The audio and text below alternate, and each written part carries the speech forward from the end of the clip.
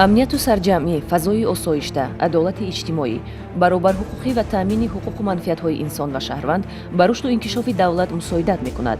محض سیاست عاقلانه نتیجه تلاش، زحمت و خرد سازنده آینده‌بین راهبریت دولت و حکومت است که خلق تاجیک به این نعمت‌های بی‌بها رسیده امنیت و آسایشتگی خود را مستحکم نموده است. با مقصد آنکه نسل آینده‌ساز راه درست زندگی را انتخاب نمایند، از علم و دانش‌های معاصر برخوردار گردند و از کردارهای ضد حقوقی و نامطلوب دوری جویند، نسل کلانساز فعالیت معین را انتخاب سازند. حکومت جمهوری تاجیکستان تمام تدبیرها را عملی نموده دقت مخصوص ظاهر می‌نماید و تمام شرایط‌ها را مهیا نموده است. نوابسته از این همه امکانات موجوده، فضای آسایشته، شرایط مساعد برای همه گونه فعالیت، متاسفانه جنایت و جنایتکاری همچون یک ظهورات نامطلوب ارزی هستی دارد. اگرچند وابسته به افزایش اهالی سال تا سال شماره جنایتکاری کمتر به نظر رسد هم، ولی همانا برخی نفران الهیده با صادر کردن کرداری به جمعیت خفناک حیات خود را داغدار نموده به آرامی دیگر شهروندان خلل می‌رسانند. در مقایسه با سالهای پیش مشاهده می‌گردد که در دوام سال 2020 صادر شدن جنایت با روح اصولهای مخصوصاً خطرناک در حدود جمهوری تاجیکستان کم گردیده است. وزارت کارهای داخلی همچون یک ساختار مهم حفظ حقوق در برابر آنکه صادرکنندگان جنایت را دستگیر نموده به جوابگری جنایتی جلب کند، پیش از همه کوشش می‌نماید که همه گونه کردار ضد حقوقی پیشگیری کرده شود. زیرا طبق ماده 3 قانون جمهوری تاجیکستان درباره میلیسیا، یکی از سمت‌های اساسی فعالیت میلیسیا پیشگیری، رفع جنایت و دیگر حقوق ویرانکنی‌ها میباشد. البته با این مقصد کارمندان وزارت کارهای داخلی پیوسته در جامعه از خطر و تهدید جنایتکاری بخصوص شامل گردیدن به رویه، سازمان و تشکیلات‌های اکستریمیستی و تروریستی هشدار می‌دهند. نتیجه چنین کارهای فهماندهی بود که در دوام سال 2020 جنایت‌ها در سمت عمل‌های تروریستی و سوءقصد به آن در شکل دیورسیا به قید گرفته نشده است. ولی در مدت سپری شده سال 2020 دیگر شکل‌های جنایت‌های وزنین و مخصوصاً وزنین به قید گرفته شدند که نوبسته از چگونه و به چه طرز صادر گردیدن آشکارسازی آن از طرف میلیسیای تاجیک در سطح ضروری به راه مانده شده است. سری وقت و با استفاده متد و اصول‌های فعالیت اپراتیوی جستجویی شدن کردار و حرکت‌های به جامعه خطرناک جنایت این از دانش و ملکه بلند اپراتیوی کارمندان میلیسیا درک می‌دهد. وزارت کارهای داخلی جمهوری تاجیکستان همچون سوبیکتی فعال مبارزه برنده بر ضد همه گونه جنایت‌ها با استفاده از متد و اصول‌های اپراتیوی در پیشگیری و گشودن همه گونه شکل‌های جنایتی وزنین و مخصوصاً وزنین دستاوردهای نمایان خدمتی دارد. یکی از جنایت‌های بس و تشویش‌آوری که به‌واسطه در زمینه صادر شدن آن سلامتی ملت آسیب جدی می‌بیند و منبع سرمایه‌گذاری دیگر شکل‌های جنایت‌های مخصوصاً وزنین از قبیل تروریسم و اکستریمیسم و گردش غیرقانونی سلاح است. این گردش غیرقانونی واسطه‌های نشه‌دار است. گروه‌های متشکل نشأجلاب ترانسمیلی به‌واسطه با گروه‌های متشکل سلاح به دست جنایتی، سازمان و تشکیلات‌های تروریستی و اکستریمیستی رابطه زیش جنایتی داشته در عملی کردن مقصدهای جنایتی خود فعالیت یکجایی می‌برند. طبق تجربه و معلومات‌های اپراتیوی، آن مبلغ‌هایی که از حساب پهن و فروش واسطه‌های نشأدار به دست می‌آیند، به خرید سلاح، لوازمات جنگی، فعال گردیدن رویه، سازمان و تشکیلات‌های تروریستی و اکستریمیستی مبلغ گذاری کرده می‌شوند. پس معلوم می‌شود که گردش غیرقانونی واسطه‌های نشأدار نه تنها به ضعیف گردیدن سلامتی انسان، اینچنین به جنایت‌های دهشت‌آور دیورسیونی و مفکوره اهل بشریت ضرر جدی جبران ناپذیر می‌رساند. در رفت فعالیت اپراتیوی خدمتی همه‌ساله، وزارت کارهای داخلی جمهوری تاجیکستان فعالیت جنایتی نشأجلابان بخصوص گروه‌های متشکل نشأجلاب ترانسمیلی را برباد داده در این زمینه از آنها مقدار زیادی واسطه‌های گوناگون نشأدار مصادره می‌گردد. تنها در دوام 9 ماه سال 2020 از جانب کارمندان مقامات کارهای داخلی 750 کیلوگرم واسطه‌های نشأدار از گروه‌های متشکل دریافت و مصادره گردیده فعالیت جنایتی آنها خاتمه بخشیده شد. از جمله در نتیجه یک عملیات اپراتیوی کارمندان وزارت کارهای داخلی فعالیت جنایتی یک گروه متشکل نشأجلاب ترانسمیلی را در هیئت 7 نفر را آشکار و دستگیر کردند. راهبر این گروه متشکل جنایتی نشأجلاب بین‌المللی شهروند قربانوف مقیم شیرالیویچ سال تولدش 1976 ساکن شهر نورک معروف با لقب‌های مقیمچه و بچه کمپیر میباشد. نامبرده قبلا 2 مرتبه در مؤسسه‌های اصلاحی نظامش پرزور فدراسیای روسیه با مهلت 12 سال با همین جرم ادای جزا نموده است. اعضایان این گروه جنایت پیشه نشأجلاب بورونوف حکمت‌الله میرزاعلیویچ سال تولدش 1975 استقامت کننده شهر دوشنبه، ناظیرف روحانگیز لطیفویچ سال تولدش 1989 ساکن ناحیه رودکی، سلیمدودوف شمسیدین سالیویچ سال تولدش 1981 ساکن شهر دوشنبه، ناظیرف سیراج سلیمانویچ سال تولدش 1981 استقامت کننده شهر خوجند، латифов зоир гадоевич соли таваллудаш 1985 сокини ноҳияи шамсиддин шоҳини вилояти хатлон ва қаландаров доваршо қаландарович соли таваллудаш 1978 истиқоматкунандаи шаҳри душанбе мебошанд. аксарияти аъзоёни ин гурӯҳи муташаккили нашъаҷалоби трансмилӣ қаблан барои муомилоти ғайриқонунии воситаҳои нашъадор ба муҳлатҳои гуногун суд шудаанд. ин гурӯҳи ҷиноятпеша воситаҳои гуногуни нашъадорро ба воситаи гурӯҳи нашъаҷалоби афғон тариқи қочоқ ба даст оварда на танҳо дар ҳудуди ҷумҳурии тоҷикистон паҳн мекард, балки тавассути аъзои фаъоли гурӯҳ латифов зоир гадоевич ки зодаи ноҳияи шамсиддин шоҳин аст ва ба гурӯҳҳои нашъаҷалоби ҷумҳурии исломии афғонистон робитаи зичу боваринок доштааст, аз шаҳри душанбе ба вилояти сугд ва хориҷи кишвар интиқол медодааст.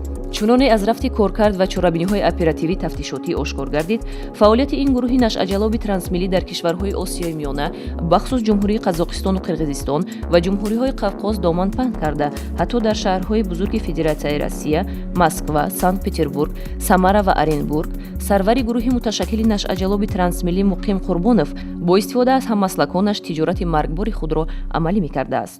касоне ки ба маводи нашъадор харидор буданд, با واسطه تلفنی واتساپ علاقه میکردیم، نرخ‌گذاری میکردیم.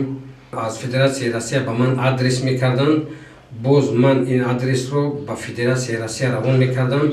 آدرسی همو مواد رو خرید کرده به او روی میکردیم و میگرفتند اونجا.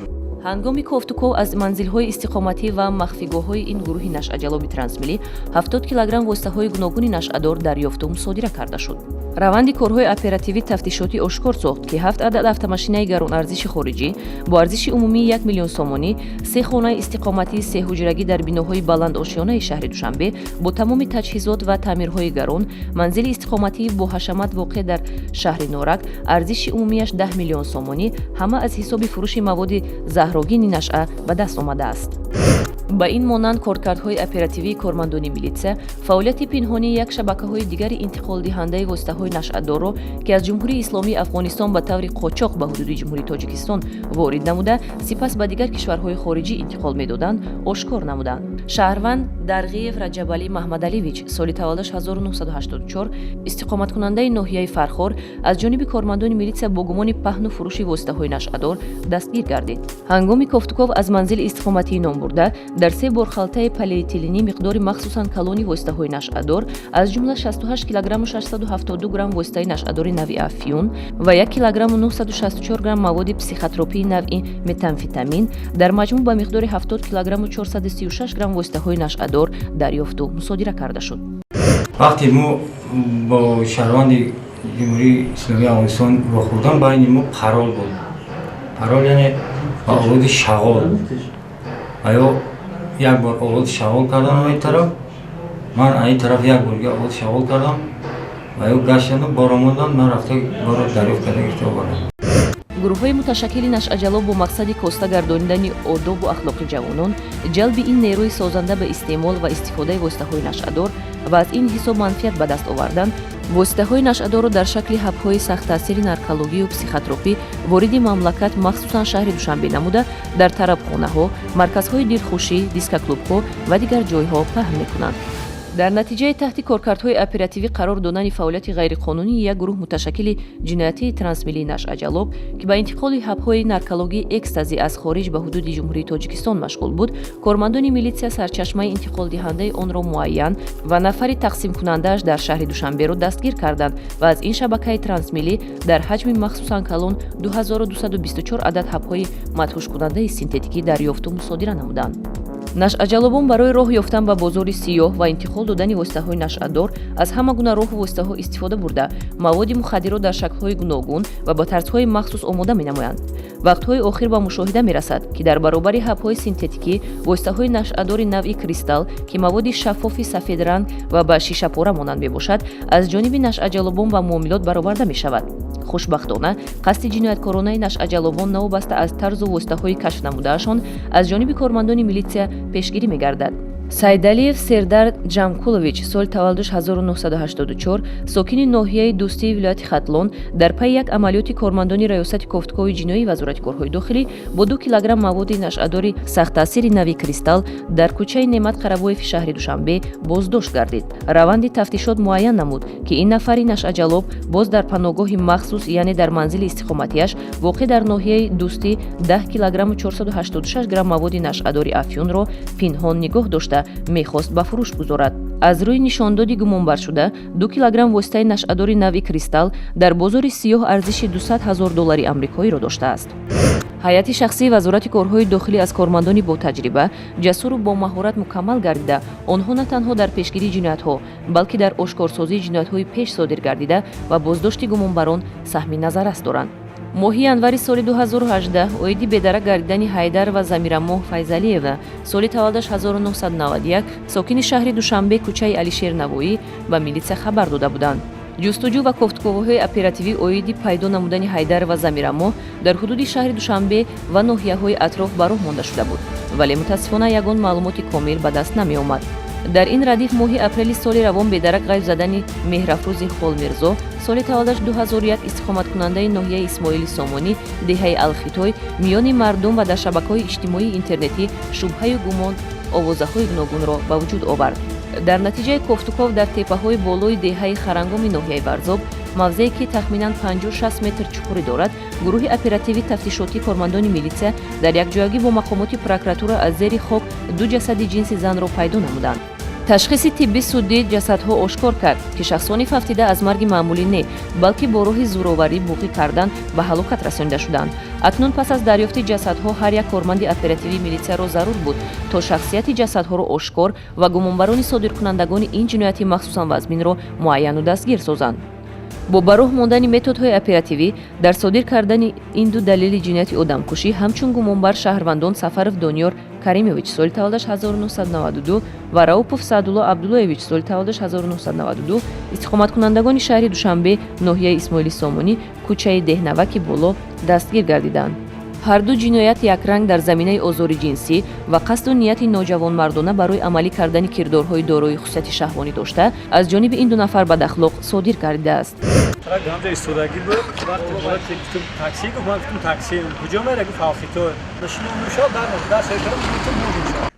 сахт дар ишкам мушам як бор задум ду бор задум короче дар ҳамин ҳолат ишкам ша қапидака ҳамин қапидем гуфтум хита бардо михикали уже хичам хидангала шикаму гуфт уже дидим ки ҷа мардум овоз мебуроя 6 та мошина задир кардам ҳай кардам боло рафтам. ҳолате ки якум боре ки бо Сафаров Дониёр ами Замирахонро ҳамиҷа овардаги будем. дар ҳамиҷа 2 сола 8 моҳ то ҳол мақсад Замирамоҳро наёфта будам. ягон кас ин ғорро надидаги буду ҳамиҷа ишки намедонист. ҳамиҷа оварда пафтам ки ишам намедонад ишки. ба ин монанд дар хусуси бедарак ғайб задани духтараки ноболиғи 11 сола зодаи ноҳияи дӯстии вилояти хатлон модараш ба ариза ба мақомоти милитсия муроҷиат намуд. бо бурдани корҳои ҷустуҷӯӣ дар зери истгоҳи роҳи мошингарди деҳаи шаҳристони ноҳияи рӯдакӣ ҷасади ноболиғ бо аломатҳои марги маҷбурӣ пайдо карда шуд. барои муайян ва дастгир намудани содиркунандаи ҷинояти мазкур кормандони оперативии милитсия ба ҷои ҳодиса сафарбар гардиданд. дар натиҷа ҳамчун гумонбар дар содир кардани ҷинояти мазкур шаҳрванд Раҷабов Зафар Сафарович соли таваллудаш 1983 зодаи шаҳри Ваҳдат истиқоматкунандаи ноҳияи рӯдакӣ боздошт гардид. аз нишондоди дастгиргардида бармеояд ки ӯ бо роҳи додани маблағ ба боварии духтараки хурдсол даромада маҳрумро ба паси истгоҳ ки ба чашми раҳгузарон пинҳон аст гузаронида дар натиҷа барои қонеъ кардани нафси шаҳвонияш дар зери истгоҳ бо истифодаи зӯроварӣ ба номуси ноболиғ таҷовуз намуда сипас барои пинҳон кардани ҷинояти содир кардааш маҳрумро бо як бераҳмии махсус ба ҳалокат расонидааст. асрори бедарак ғайб задани сокини 47-солаи деҳаи Суҷинаи шаҳри Панҷакент шаҳрванд Мусоев Абдулло Калонович низ ба ҳамин шакл аст ки кормандони милитсия ошкор карданд. номбурда ҳамчун шахси бедаракшуда дар қайд меистод. тавре милитсия ошкор намуд дар пасманзари ғайб задан ҷинояти бераҳмонаи одамкушӣ ҷой дорад. ҷамъоварии маълумот ва пурсиши оперативӣ далелҳои дақиқи кушта шудан ва дар саҳни ҳавлии истиқоматиаш гӯронида шудани ӯро муайян кард. марги ғайритабиӣ тавассути модари фарзанд Усмонов Хосият Аҳмадовна соли таваллудаш 1974 ва писараш Мусоев Сунатулло Абдуллоевич соли таваллудаш 2001 расонида шудааст. тавре гумонбаршудаҳо нишондод медиҳанд, ҳодисаи ҷиноят дар пайи муноқиша ба вуқӯъ пайваст. Аввал зану шавҳар байни ҳам муноқиша мекунанд ва сониян ба ҷанҷол писари онҳо Сунатулло ҳамроҳ мешавад. лату кӯб занозанӣ бо оқибатҳои ҷароҳатбардорӣ аз қисмати сар дар натиҷаи афтидан ба саҳни ҳавлӣ ва буғӣ шудан аз ҷониби писар боиси ба ҳалокат расидани Абдулло Мусоев мешавад. албатта аз ҷавобгарии ҷиноятӣ дур мондани нафарони ҷиноят содир карда, хусусан он нафароне ки дар гузашта роҳбар ва ё аъзои гурӯҳи мусаллаҳи ғайриқонунӣ буданд, дар озодӣ будани чунин тоифаи хатарнок хоҳу нохоҳ ба оромию осоиштагии рӯзгори шаҳрвандон ва ҷомеа хатар дорад. шаҳрванд Каримов Хуҷа Раҳимович, маъруф бо тахаллуси Хуҷакамандир, санаи 1 октябри соли 1960 дар деҳаи Қизилқалъа, ҷамоати деҳоти Қизилқалъаи ноҳияи Хуросон таваллуд шудааст. дар содир кардани ҷиноятҳои бандитизм, одамкушӣ, азобу уқубат, гаравгонгирӣ ва ғайриқонунӣ нигоҳ доштани силоҳи оташфишон дар кофтукови расмӣ қарор дошт. дар натиҷаи ҳамкориҳои Вазорати корҳои дохилии Ҷумҳурии Тоҷикистон бо субъектони хориҷӣ шаҳрванд Хуҷа Каримов дар шаҳри Дубаи Амороти Муттаҳидаи Араб дастгир карда шуда, санаи 16 феврали соли 2020 ба Ҷумҳурии Тоҷикистон оварда шуд. акнун имрӯз ин ҷинояткори махсусан хатарнок барои кирдорҳои содир кардааш дар назди қонун ҷавоб медиҳад. таъмини иҷрои фармони президенти Ҷумҳурии Тоҷикистон аз 2 декабри соли 1994 дар бораи ихтиёрон супоридан ва мусодира намудани силоҳ, лавозимоти ҷангӣ ва техникаи ҳарбӣ аз аҳолии Ҷумҳурии Тоҷикистон ҳар як корманди милитсияро ҳушдор медиҳад, ки дар ин самт масъулиятро пурзур намоянд. чаро ки дар дасти шахсони алоҳида ва ғайриқонунӣ будани силоҳ хоҳу нохоҳ аз қасди ҷинояткорона дарак дода, эҳтимол аст ба содир шудани ҷиноятҳои вазнин ва махсусан вазнин боис гардад. то муддати сипаришудаи соли 2020 кормандони Вазорати корҳои дохилӣ бо роҳҳои ҳамкорӣ бо ҷомеа ва чорабиниҳои фаҳмондадиҳӣ аз аҳолӣ 521 адад силоҳи оташфишон, аз ҷумла 52 адад автомат, 58 адад тапонча ва дигар намудҳои силоҳро мусодира карданд. афроде ки ҳисси нанги миллию ҷавонмардӣ надоранд, ба гирдоби нафт чунон ғутаваранд, ки ба меҳнати ҳалол рӯзгор пеш бурданро фаромӯш месозанд ва ҷиноятро мояи пешбурди рӯзгори худ қарор медиҳанд.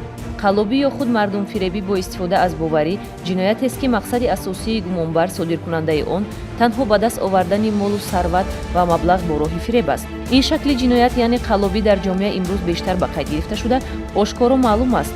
гумонбарони ҷинояти қаллобӣ ягон фаъолияти муайян ва мансаби давлатию ҷамъиятӣ надошта, бо найрангу макрҳои хос шаҳрвандонро ба доми фиреби худ меафкананд, вале чунин кирдорҳои онҳо аз чашми кормандони милитсия дур нахоҳад монд.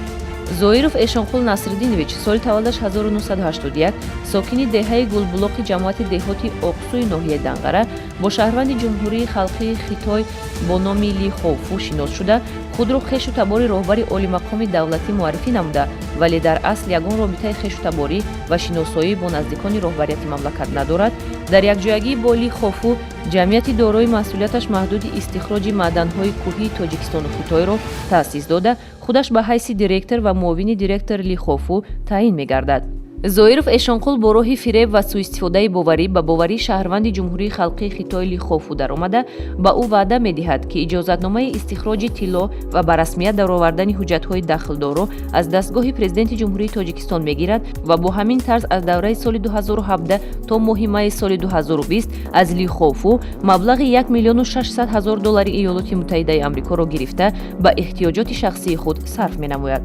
зоиров Эшонқул аз ҳисоби маблағҳои бо роҳи ҷиноят ба даст овардааш автомашинаҳои гаронарзиши тамғаи хориҷӣ, чорво, асб, манзилҳои истиқоматӣ дар ҳудуди шаҳри Душанбе харидорӣ намудааст. ҳамзамон дар ноҳияи Данғара манзили истиқоматӣ бо тарзу усулҳои замонавӣ ва шароитҳои мусоид барои худ бунёд кардааст. илова бар ин зоиров Эшонқул бо мақсади тарсонидани шаҳрвандони Ҷумҳурии Халқии Хитой ва барнагардонидани маблағҳои гирифтааш аз рӯи ҳиссиёти авбошӣ ба тарафи шаҳрванди Ҷумҳурии Халқии Хитой Вули Гуо ва шаҳрванди Ҷумҳурии Қирғизистон Баги Эдир аз милтиқи шикории нави карабини худ 2 маротиба тирхолӣ кардааст, ки дар натиҷа Вулиго зарари ҷисмонӣ бардоштааст. чунин як далели дигари ҷинояти қаллобӣ ва сӯистифода аз номи мақомдори пойтахт аз ҷониби кормандони милитсия ошкор гардид. шаҳрванд Яқубов Сорбон Вайсидинович соли таваллудаш 1993 истиқоматкунандаи деҳаи Синои ноҳияи Файзобод соли 2011 ба донишгоҳи давлатии омӯзгории Ҷумҳурии Тоҷикистон дохил шуда, то соли 2013 таҳсил кардаву бинобар насупоридани маблағи шартнома ӯ аз донишгоҳи мазкур хориҷ гардидааст. номбурда моҳи сентябри соли 2017 аз рақамҳои мобилияш ба телефони мобилии декани факултаи физика ва математикаи донишгоҳи мазкур раҳмонов Шариф Мадаминович занг зада худро шаҳрдори Душанбе муаррифӣ кард. Ӯро супориш додааст, ки Яқубов Сорбон яъне худи ӯ аз наздиконаш аст ва ӯро ба донишгоҳ барқарор намояд. ҳамин тариқ Раҳмонов Шариф номбурдаро дар курси сеюм барқарор намуда, дар раванди таҳсил Яқубов Сорбон бо роҳи қалобӣ ба боварии Раҳмонов Шариф даромада, бовар кунонидааст, ки бо ёрии мақомдори шаҳри Душанбе ӯро сардори хадамоти давлатии назорат дар соҳаи маориф таъин мекунад. Яқубов Сорбон ҳаракатҳои макоронаи худро давом дода, аз соли 2018 то моҳи марти соли 2020 дар маҷмӯъ аз Раҳмонов Шариф 186 000 сомонӣ ва як адад автомашинаи тамғаи Opel Astraро бо роҳи қалобӣ аз они худ кардааст. Баъд чанд муддат гузашт, чанд вақт гузашт, ман як номер дига гирифтам, ба он номер занг задам, ба он гуфтам ки салом алейкум муаллим, сози хубе, саломатия хубе, коро хубе, аммо шогирди ҷияни моя. Баъд рафтан гирифт. Баъди чанд пас, баъд ягон вазифа наметаен гуфт. Ман гуфтам ки чӣ вазифа дар кора? Ки гуфт ки хадамоти назди маориф амар сардормон.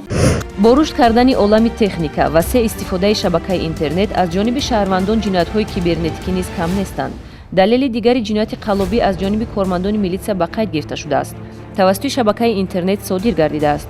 шаҳрвандон Ғоибназаров Ҷаҳонгир соли таваллудаш 1991 ва Ғоибназарова Наргиз соли таваллудаш 1981 истиқоматкунандагони кӯчаи Афзалии шаҳри Душанбе бо маслиҳати пешакӣ дар шабакаи интернетии Сомонтиҷӣ бо эълонҳои бардуруғ ки гӯё автомобил, скутер ва дучарха мефурӯхта бошанд, ба боварии шаҳрвандон даромада, ба воситаи ҳамиёни электронӣ маблағҳои пулии шаҳрвандонро аз они худ намудаанд. барои тоифаи ҷиноятпеша ки мехоҳанд аз ҷониби дигарон зиндагӣ пеш баранд, сарчашмаи даромад муҳим нест.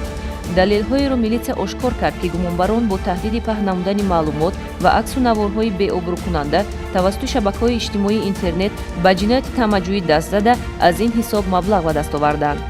шаҳрванд Ҷалолзода Сафаралӣ соли таваллудаш 1995 истиқоматкунандаи ҷамоати деҳоти Заргари ноҳияи Кушониён барои тамаҷҷӯӣ аз 3 нафар ҷавонзан истиқоматкунандагони ноҳияи Деваштиш боздошт гардид. гумонбаршуда давоми соли равон тавассути алоқаи мобилӣ бо ҷавонзанҳо шиносоӣ ва робита барқарор намуда, дар давраи муносибат бо роҳи фиреб акси онҳоро ба даст меорад. минбаъд ин ҷавони нохалаф шарт мегузорад, ки агар ҷавонзанҳо сурат ё навори урёни худро ба ӯ ирсол накунанд, маълумотҳои дар ихтиёр доштаашро расонаӣ хоҳад кард. барои ҷавонзанҳои деҳотӣ ки оиладор буданд, чунин таҳдиди беобрӯкунанда баробар бо марг буд. аз ин лиҳоз бо умеди халосӣ ба шарти ӯ розӣ шуда, талаботи ӯро қонеъ мекунанд, ки чунин кӯтоҳандешии онҳоро боз дар назди гумонбаршуда бечоратар месозад ва акнун ҷавонзанҳо ба манбаи даромади пулӣ табдил меёбанд. номбурда бо роҳи таҳдиди паҳн намудани маълумотҳои беобрӯкунанда, хусусан расму наворҳо тавассути интернет аз як нафар ҷавонзани 35 сола 2720 сомонӣ ё ин ки аз дигар ҷавонзани 23 сола 1800 сомонӣ, ба ҳамин усул аз ҷабрдидаи сеюм 1000 сомонӣ тамаҷҷӯӣ карда гирифтааст. ман бо як духтар аз ноҳияи Деваштиш ҳамсӯҳбат шудам. баъд хулоса сураташа талаб кардам, сурат фиристонд. баъдаш ман вайро тарсондам ки агар ман ба сумна дар симкартам рақами телефонам ба шод напартоӣ, ман суратата шантаж мекунам, интернет ба мепартоям. дар умум чӣ миқдор маблағи пулӣ гирифтӣ? 2720 мешавад. ҳамин гуна муносибатҳоро бо ба дигар нафарро анҷом додагӣ шумо? ба ҳамин тарзи усул боз чанд нафара ба доми худ афтонед? 3 кас. онҳо сокинони куҷо ҳастанд? ӯ ҳам ҳамин ноҳияи Деваштиш мешаванд. кадом роҳ хати шумо ва шиносоӣ пайдо кард? суҳбати телефонӣ қатӣ.